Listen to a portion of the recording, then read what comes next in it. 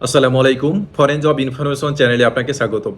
আজকের ভিডিওটি মালয়েশিয়ার কলিং ভিসায় অপেক্ষা থাকা হাজার হাজার বাংলাদেশি কর্মীদের জন্য অত্যন্ত গুরুত্বপূর্ণ। দীর্ঘদিনের অনিশ্চয়তার পর অবশেষে মালয়েশিয়ার শ্রমবাজার নিয়ে বড় ধরনের ইতিবাচক অগ্রগতির ইঙ্গিত পাওয়া গেছে। মালয়েশিয়ার মানব সম্পদ মন্ত্রী দাতুক সেরি এম রামানান একটি সংবাদ সম্মেলনে জানিয়েছেন, বাংলাদেশের প্রবাসী কল্যাণ ও বৈদেশিক কর্মসংস্থান মন্ত্রী এবং বাংলাদেশের প্রধান উপদেষ্টার বিশেষ দূতের সঙ্গে তাদের একটি অত্যন্ত সফল এবং ফলপ্রসূ বৈঠক অনুষ্ঠিত হয়েছে।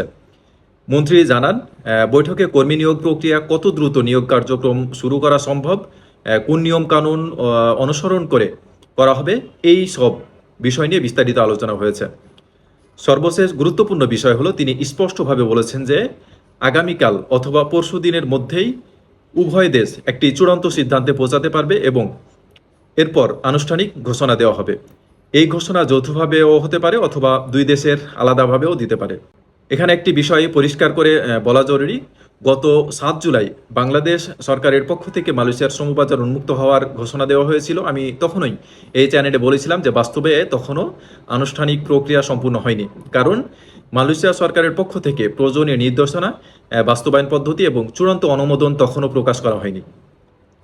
কিন্তু বর্তমান পরিস্থিতি আগের তুলনায় সম্পূর্ণ ভিন্ন।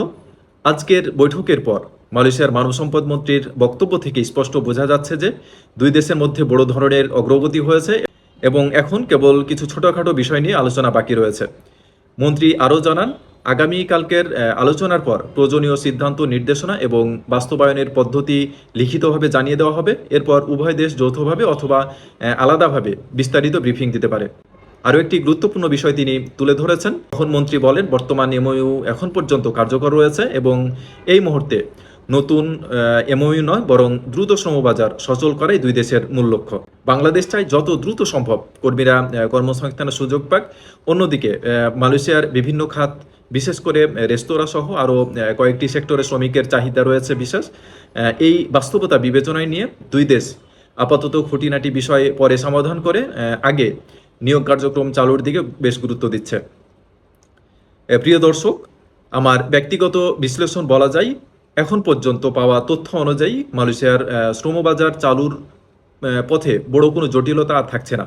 তবে আমি সবাইকে অনুরোধ করব, চূড়ান্ত সরকারি নির্দেশনা ও লিখিত ঘোষণা প্রকাশ না হওয়া পর্যন্ত কোনো ধরনের গুজব বা অননুমোদিত তথ্যের উপর নির্ভর করবেন না।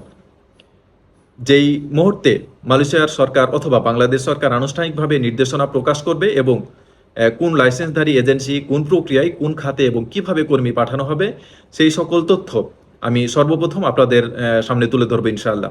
তাই যারা মালয়েশিয়ার কলিং ভিসার অপেক্ষায় আছেন, তারা অযথা উদ্বিগ্ন হবেন না, ধৈর্য ধরুন এবং শুধুমাত্র সরকারি ও নির্ভরযোগ্য তথ্য অনুসরণ করুন। ভিডিওটি যদি আপনার কাছে তথ্যবহুল মনে হয়ে থাকে, তাহলে একটি লাইক দিয়ে আমাদের উৎসাহিত করুন। ভিডিওটি অন্যদের সঙ্গে শেয়ার করুন এবং ফরেন জব ইনফরমেশন চ্যানেলটি সাবস্ক্রাইব করে পাশে থাকা নোটিফিকেশন বেল আইকনটি বাজিয়ে রাখুন এবং নোটিফিকেশনটি অন করে রাখুন।